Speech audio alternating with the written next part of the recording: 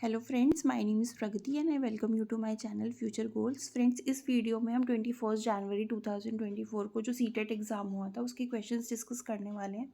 इससे previous videos में हम already child development and pedagogy के 30 क्वेश्चंस, ईवीएस के 30 क्वेश्चंस डिस्कस कर चुके हैं। इस और मैथ्स के भी ऑलरेडी हम 10 क्वेश्चंस डिस्कस कर चुके हैं, तो वो वीडियोस आप चेक कर सकते हो। इस वीडियो में हम मैथ्स के बाकी बचे हुए क्वेश्चंस डिस्कस करने वाले हैं, लेवल 1 का जो एग्ज़ाम हुआ था।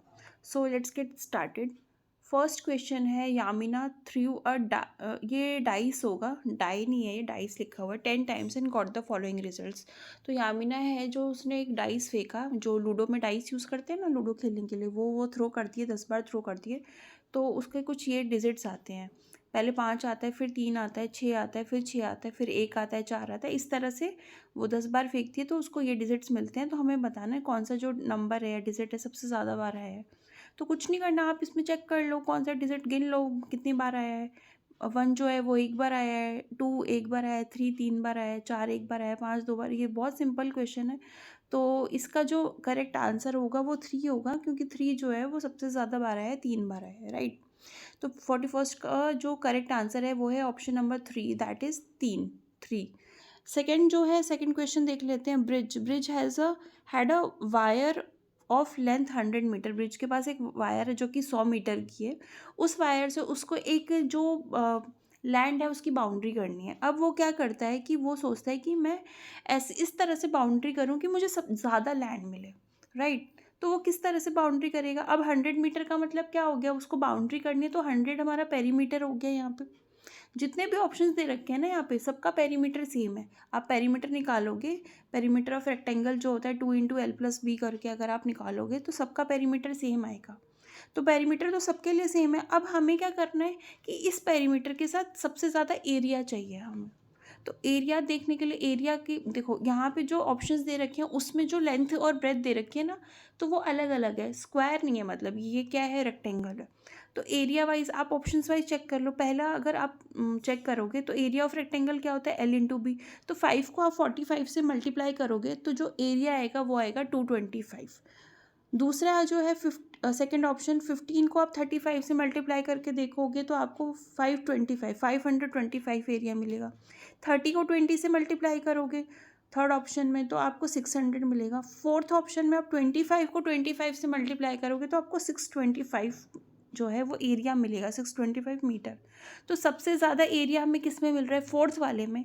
मतलब कि अगर ब्रिज अपने वायर को लेंथ उसकी 25 मीटर रखे और ब्रेथ भी 25 मीटर रखेगा तो उसको सबसे ज़्यादा एरिया मिलेगी, दैट इज़ 625 मीटर। तो ऑप्शन नंबर फोर्थ जो है 42 के लिए, इस क्वेश्चन के लिए बिल्कुल करेक्ट है।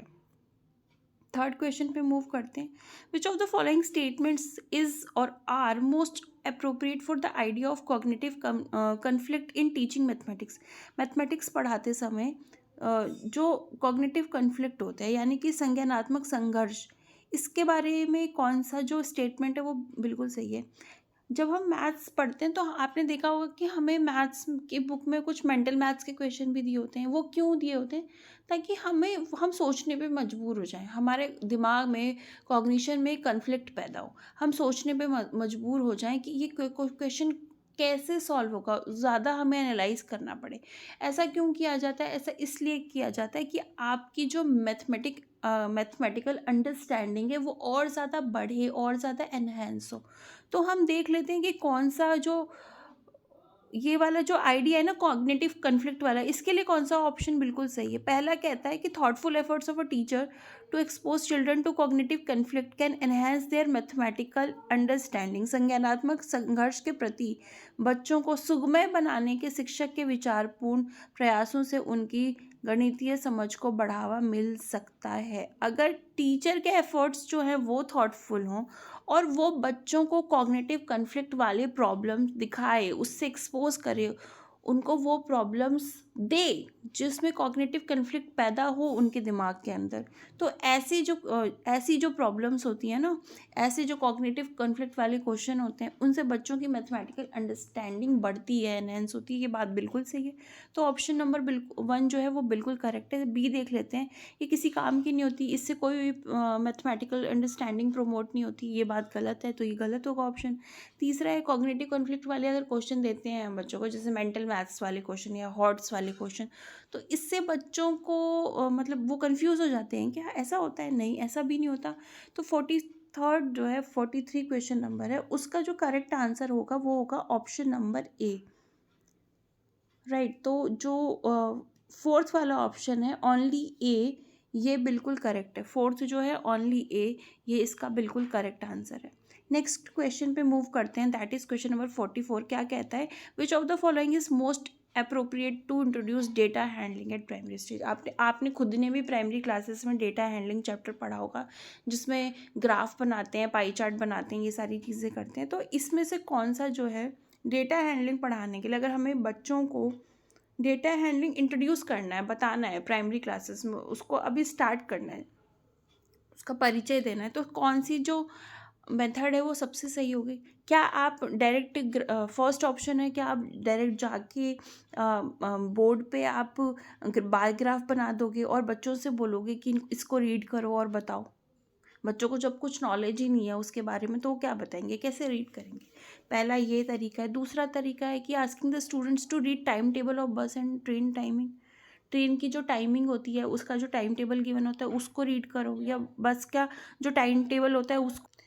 तो क्या सिर्फ ट्रेन की टाइमिंग रीड कराने से या बस की टाइमिंग रीड कराने से डेटा हैंडलिंग का कॉन्सेप्ट हम इंट्रोड्यूस कर सकते हैं? थर्ड है, within classroom collecting statistics of students height, favorite food, color, cartoon, etc. and asking questions related to that.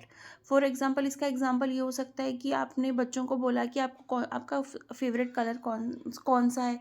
हर बच्चे से आपने क्लास में पूछा, फिर आपने वो बोर्ड पे लिखा और फिर बच्चों से पूछा कि देखो इसमें से कौन सा ऐसा कलर है जो सबसे ज़्यादा फेवरेट है बच्चों का। रेड कलर को ज़्यादा बच्चों ने अगर बोला कि रेड कलर हमारा फेवरेट है, तो आप इस तरह से इंट्रोड्यूस कर सकते हो। ये बहुत अच्छा एक तरीका है इंट्रोड्यूस करने का डेटा हैंडलिंग के कॉन्सेप्ट को।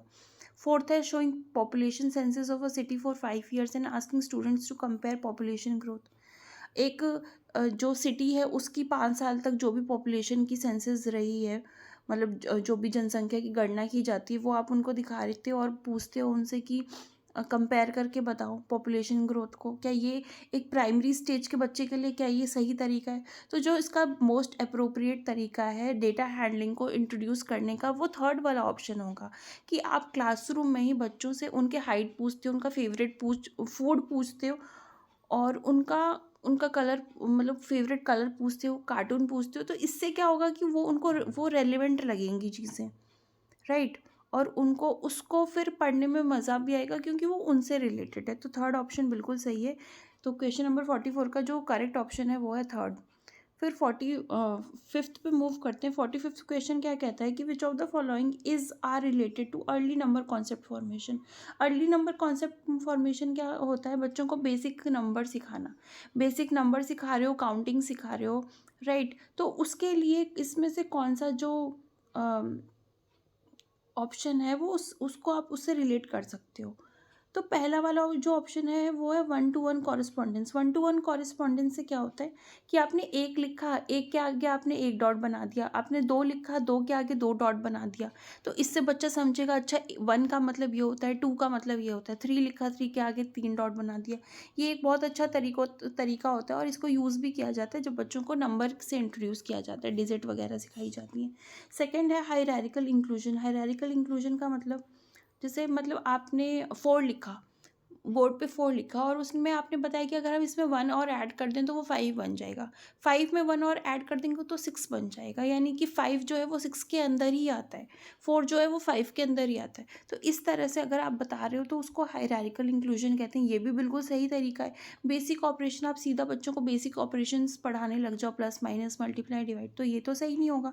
तो इसका जो करेक्ट आंसर होगा वो होगा ऑप्शन नंबर, इसमें गलत टिक कर रखा है, इसका जो करेक्ट ऑप्शन होगा वो होगा option number 4, that is A and B. C जो है बेसिक ऑपरेशन आप बिल्कुल अर्ली नंबर कॉन्सेप्ट में ये नहीं यूज़ कर सकते, राइट।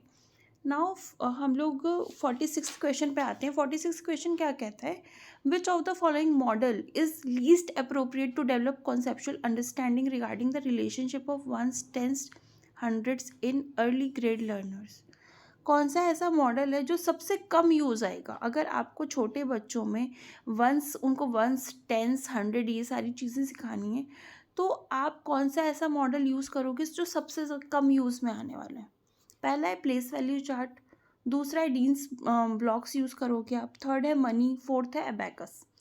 तो छोटे बच्चे को अगर आपको ये वंस टेंस सिखाना है, तो आप अगर उसके सामने डायरेक्ट प्लेस वैल्यू चार्ट ला के रख दो तो उसको कुछ भी समझ में नहीं आएगा। मनी से वो सीख सकता है, मनी से कैसे सीख सकता है, वो आप उसको मनी दो और उसको बोलो आप उसको 1 रुपीज़ का कॉइन दे रहे हो और 1 रुपीज़ के आप 10 कॉइन्स दे के उसको बोल रहे हो कि अगर वंस जो है वो टेंस टाइम होगा तो वो टेंस बन जाएगा, कि 1 रुपये के 10 कॉइन दे रहे हो आप उसको और आप बोल रहे हो कि इससे 1-1 रुपये के अगर 10 कॉइन रहेंगे तो 10 बन जाएगा और 10-10 रुपये के 10 नोट रहेंगे तो 100 बन जाएगा। इस तरह से आप प्लेस वैल्यू उसको समझा सकते हो, वंस, टेंस, हंड्रेड।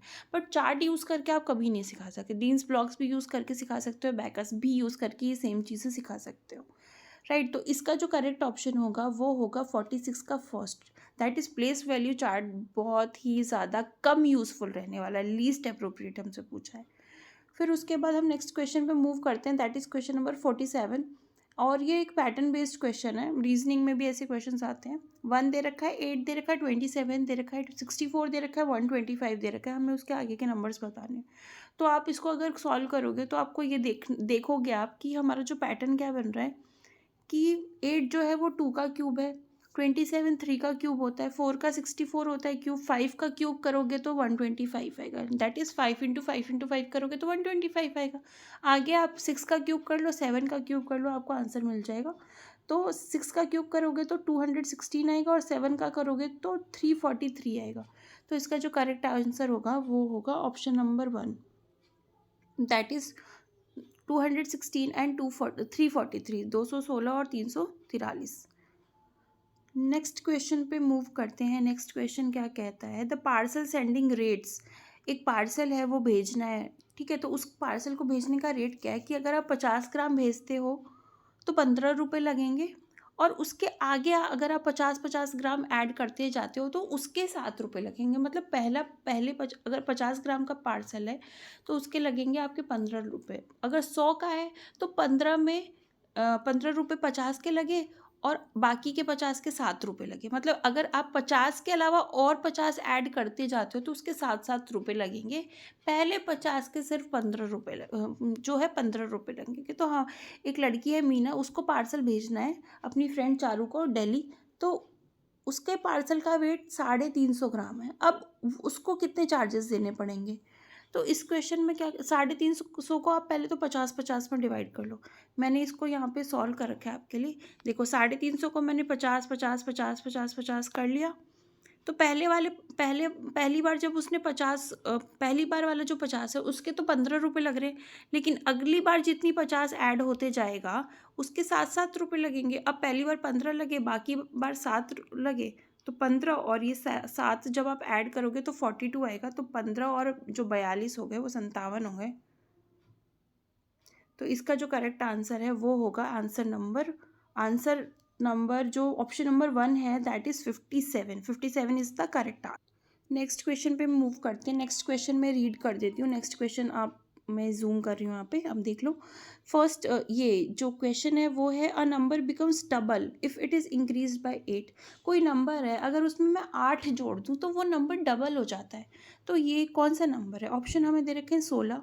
16 में 8 जोड़ूँ कितना होगा, 16 में 8 जोड़ूंगी तो 24 होगा। तो क्या 16 का डबल हो गया, नहीं, 16 का डबल तो 32 होता है। तो ये तो सही नहीं होगा। 6 में 8 जोड़ूंगी, तो अगर मैं 6 में 8 जोड़ती हूँ तो 6 में 8 जोड़ूंगी तो मेरा कितना होगा, 14 होगा। तो 14 तो 6 का डबल होता ही नहीं है, ये भी नहीं होगा। थर्ड ऑप्शन है मेरा 8। अगर 8 में मैं 8 जोड़ूँ तो 16 हो जाएगा, और 8 का डबल 16 होता है। तो ये वाला ऑप्शन बिल्कुल सही है, क्योंकि हमसे यही पूछा है कि एक ऐसा नंबर बताओ जिसमें मैं 8 जोड़ूँ तो वो उस नंबर का डबल हो जाए। तो वो बिल्कुल है, थर्ड ऑप्शन बिल्कुल सही है, दैट इज़ 8। 8 में 8 जोड़ूंगी 16 होगा, राइट। तो 8 का डबल भी हो जाएगा वो। नेक्स्ट क्वेश्चन देख लेते हैं, क्वेश्चन नंबर 50। क्वेश्चन नंबर 50 क्या कहता है? The sum of all angles of a triangle is, जो एक त्रिभुज होता है उसके सभी कोणों का योग कितना होता है? तो उसके सभी कोणों का जो योग होता है वो 180 होता है। तो इसका जो करेक्ट आंसर होगा 50 का, वो होगा option number 4, that is 180, right. तो इसी तरह हमारे आज के 10 क्वेश्चंस कंप्लीट होते हैं मैथमेटिक्स के, जो लेवल 1 सीटेट के लिए पूछे गए थे इस बार, जो लास्ट एग्ज़ाम हुआ है जनवरी में। आगे के क्वेश्चंस हम लोग नेक्स्ट वीडियो में डिस्कस करेंगे। ये वीडियो आपको कैसी लगी आप ज़रूर बताना कमेंट करके, और अच्छी लगी हो तो प्लीज़ एक लाइक कर देना, और चैनल को सब्सक्राइब कर देना यार, उससे मोटिवेशन मिलती है आगे के लिए वीडियोस बनाने के लिए। और मैं इसी तरह की वीडियोस आपके लिए लेके आऊँगी बैक टू बैक। उसके बाद हम लोग इस चाइल्ड डेवलपमेंट एंड पेडागोजी के का जो कंटेंट पूछा जाता है सीटेट के लिए, वो भी हम आगे की वीडियोस में डिस्कस करेंगे। सो stay tuned and subscribe the channel. Bye bye.